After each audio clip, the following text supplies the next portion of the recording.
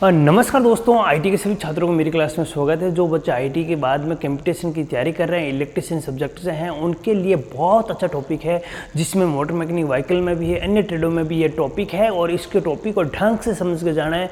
100% ये पेपर में ये सवाल आएगा। जब आई का पेपर देने जाओगे तो भी इसमें से एक सवाल मिलेगा। आपको कहाँ से सवाल आने चाहिए और कहाँ से कौन से सवाल आते हैं, यहाँ से आपको डिटेल बताऊँगा मैं। अभी इस पर आप ध्यान दीजिए कि प्रतिरोध होता क्या है और प्रतिरोधक क्या होता है। अब हम बात करते हैं प्रतिरोधक की।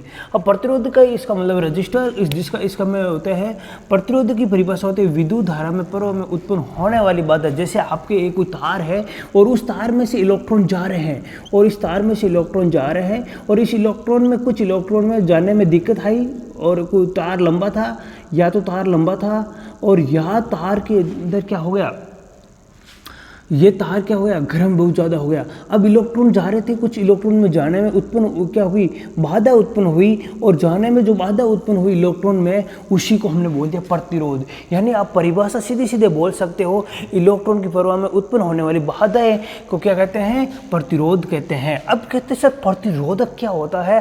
प्रतिरोधक क्या होता है, पदार्थ का वह भाग जिसके कारण धारा में बाधा उत्पन्न होती है। पदार्थ का वह भाग, जैसे पदार्थ में ले लीजिए आप, मान लीजिए आप चीनी मिट्टी ले लीजिए, उसमें वह भाग जिसके कारण धारा में बाधा उत्पन्न होती है, यानी उसमें से धारा प्रवाहित नहीं होती, वह पदार्थ जिसके अंदर धारा प्रवाहित नहीं होती, उसको हम क्या कहते हैं, प्रतिरोधक कहते हैं। क्या कहते हैं, प्रतिरोधक कहते हैं। ये डिटेल मेरे ख्याल से आपको अच्छी तरह से समझ में आ गई होगी। प्रतिरोध और प्रतिरोधक, हाँ भाई एक चीज़ ध्यान रखना, प्रतिरोध प्लस प्रतिरोधक, इसकी दोनों की डेफिनेशन आपने समझ गई आ गई होगी कि प्रतिरोध और प्रतिरोधक में के अंदर क्या होता है। यह बात आपको अभी अच्छी तरह से समझ में आ गई होगी। अब वो कहता हूँ प्रतिरोधक के गुण क्या होना चाहिए। हम कोई प्रतिरोधक लेते हैं, उसका गुण क्या होना चाहिए। पहली बात तो प्रतिरोधक लेते हैं, उसे करंट नहीं लगता, उसमें से विद्युत धारा प्रवाहित नहीं होती और उसमें बाधा आती है विद्युत धारा में जाने में, तो वहाँ पर आपको सबसे सस्ता और सरलता से उत्पन्न होना चाहिए, जिसे हम आसानी से खरीद सकें, जिसको उपयोग आसानी से कर सकें। दूसरी बात है कि उसमें उसका उच्च शक्ति और सहन करना चाहिए, यानी उसमें से उच्च शक्ति, यानी कम से कम उसका उच्च शक्ति तक सहन कर सके, जिसमें विद्युत धारा बाहर ने उसको कोई विद्युत का झटका नहीं लगे और विद्युत का शॉर्ट नहीं लगे। ये उच्च शक्ति का सहन करने वाला होना चाहिए। प्रतिरोधक का ताप गुणांक प्रभावित, यानी ताप गुणांक आपको सबसे पहले बात करें तो सबसे कम ताप गुणांक होना चाहिए। एक पदार्थ है जिसका नाम है, आप याद रखोगे, मैग्नीज जो जिसका पदार्थ का नाम है मैग्नीज, और इस पदार्थ के नाम का आपका इसका है वह होता है 0.000, यानी आपका 15 प्रति सेंटीग्रेड, यानी इसका जो ताप गुणांक होता है मैग्नीन का सबसे कम होता है। मैग्नीन का ताप गुणांक कितना होता है, सबसे कम होता है। ये डिटेल में पेपर में छपा हुआ, पिछले आईटी का पेपर हुआ था, उसमें ये सवाल पूछ रखा था कि मैग्नीन का जो ताप गुणांक होता है वह कितना होता है, 0.00015 प्रति सेंटीग्रेड होता है। यानी आपको पता ये होना चाहिए कि यानी ये जो मैग्नीन हो रहा है इसका कम से सबसे कम ताप गुणांक होता है। अब देखें इसके नीचे एक नई चीज और क्या होता है। जब किसी प्रतिरोधक का क्या होता है बेटा, जब किसी प्रतिरोधक का व्यास बढ़ जाता है तो उसके अंदर उसकी प्रतिरोधक के इधर व्यास बढ़ता है, तो व्यास बढ़ने पर उसकी वाट क्षमता भी बढ़ जाती है। जिस प्रतिरोधक का व्यास बढ़ जाता है उस प्रतिरोधक की वाट क्षमता बढ़ जाती है। दूसरे कंडीशन में आपको कह दें, एक प्रतिरोध दूसरा लेता हूँ, प्रतिरोध 2 नंबर लेता हूँ, उसके अंदर जिस प्रतिरोधक का व्यास कम हो जाता है उसकी वाट क्षमता भी कम हो जाती है। क्या हो जाती है, कम हो जाती है, उसकी वाट क्षमता भी कम हो जाती है।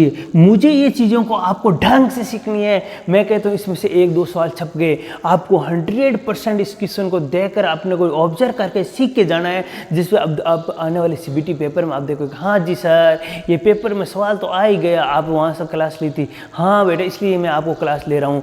Thank you. आगे देखते हैं इसके आगे।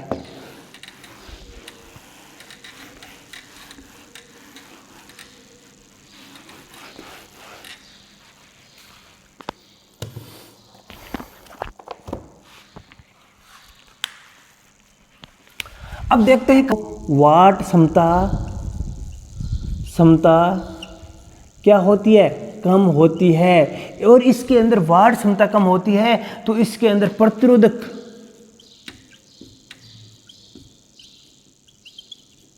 प्रतिरोधक इसमें उच्च होता है। प्रतिरोध इसमें क्या होता है, उच्च होता है। इसमें वाट क्षमता कम होती है, इसमें प्रतिरोध क्या होता है, उच्च होता है। इसका उपयोग हम कहाँ करते हैं, टीवी हो गया, रेडियो हो गया, अपने वहाँ पर टीवी हो गया, रेडियो हो गया, एम्पलीफायर हो गया, इनके अंदर हमारे जो कार्बन प्रतिरोधक का प्रयोग किया जाता है। पेपर में पूछेगा टीवी और एम्पलीफायर में कौन सा प्रतिरोधक का प्रयोग करते हैं, तो आप बताओगे कि कार्बन प्रतिरोधक हम का उपयोग करते हैं। और आप बताओगे उसके अंदर वाट क्षमता क्या होती है, क्योंकि सर उसमें वाट क्षमता कम होती है, जबकि प्रतिरोधक क्या होता है, उच्च होता है। ये डिटेल भी आप याद रखोगे, छाप लो, दिमाग के अंदर छाप लो। दूसरा मैं लिखा देता हूं, दूसरे में क्या होता है, वायर राउंड प्रतिरोधक, वायर राउंड प्रतिरोधक। इसमें क्या होता है, एक वायर होता है। इसमें क्या होता है, वायर होता है। इसमें लिखना बेटा आपको याद रखना है कि इसके अंदर वाट क्षमता क्या होती है। हाँ भाई, इसके अंदर ये चीज़ रखेंगे, वाट क्षमता क्या होती है, वाट क्षमता उच्च होती है। वाट क्षमता क्या होती है, उच्च होती है। इसका मतलब इसका प्रतिरोध, भाई साहब प्रतिरोध क्या होता है, प्रतिरोध क्या होता है, कम होता है। जबकि इसका उपयोग हम कहाँ पर करते हैं, इसका उपयोग भी लिखना चाहो तो ये लिखना सर इसका उपयोग हम करते हैं मोटर में। उपयोग कहाँ पर करते हैं, उपयोग कहाँ करते हैं, इसका उपयोग हम करते हैं मोटर में। तो ये चीज़ें मोटर, आप बोलोगे सर जनितर, हाँ भाई जी जनितर पर इनका उपयोग करते हैं। पेपर में सवाल आएगा, क्या पूछेगा, ये देखो पेपर में ऐसे वायर राउंड प्रतिरोधक का प्रयोग किया जाता है, तो उपयोग किया जाता है मोटर और जनितर में उपयोग किया जाता है। पेपर में सवाल आएगा इसकी वाट क्षमता कितनी होती है, तो वहाँ पेपर में ये कह देना कि इसकी वाट क्षमता बेटा उच्च होती है। आपसे पेपर में ये सवाल आएगा इसकी वाट क्षमता क्या होती है, अरे वाट, इसका प्रतिरोधकता क्या होती है, अरे कम होती है या निम्न होती है या मध्यम होती है, ये भी कह देता। आप निम्न और मध्यम में ऑप्शन आए तो वे भी आप राइट कर लेना, निम्न और मध्यम ऑप्शन आए तो भी ये राइट कर लेना। आप ध्यान रखना, मध्यम ऑप्शन आए तो भी ध्यान रख लेना। यानी ये ऑप्शन आपके पेपर में दिखेंगे। ये जो मोस्ट में चीज़ें लिखा रहा हूँ, आप इसकी ज़्यादा डिटेल आप थोड़ी में पढ़ सकते हो, मैं आपको शॉर्ट नोट्स की तरफ दिखा रहा हूँ जो आप अपने पेपर में आएंगे। ये वायर राउंड होता कैसे है, ये इस प्रकार का एक वायर होता है और नीचे चीनी मिट्टी की बनी हुई होती, चीनी मिट्टी की पोर्सिलेन का एक ढांचा होता है, उस पर वायर लपेटे हुए होते हैं। और उस वायर राउंड प्रतिरोधक का प्रयोग हम कहाँ पर करते हैं, जहाँ पर उच्च वाट क्षमता क्या होती है, उच्च हो, और वहाँ पर इसका निम्न, और उसका प्रतिरोध जहाँ निम्न और उच्च हो वहाँ पर इसका उपयोग करते हैं। ये डिटेल आपको ध्यान रखनी है। अब देखते हैं इसके आगे वाले में।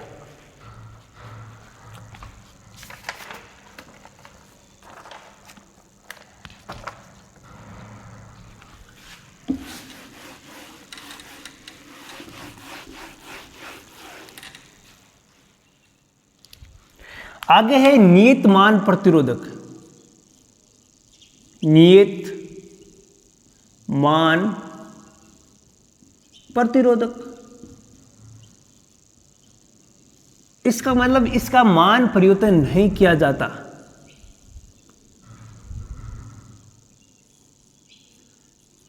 इसका मान परिवर्तित नहीं किया जाता।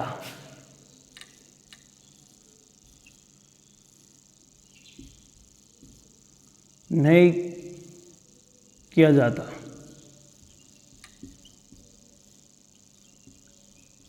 क्षमता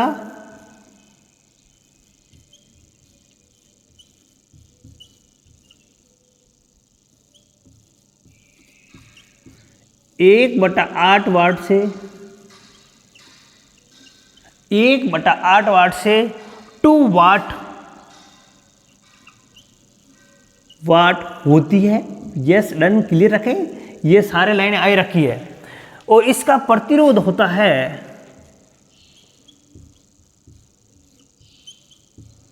इसका प्रतिरोध 2 ओम से 20 ओम होता है। यस ठीक है, पेपर में ये सवाल टपकेगा कि नियत मान प्रतिरोध, इसका मान परिवर्तन नहीं किया जाता, इसकी वाट क्षमता 1/8 वाट से 2 वाट होती है, इसका प्रतिरोध 2 ओम से 20 ओम होता है। ये डिटेल में आपको याद में रखना है, आपके पेपर में सवाल पक्का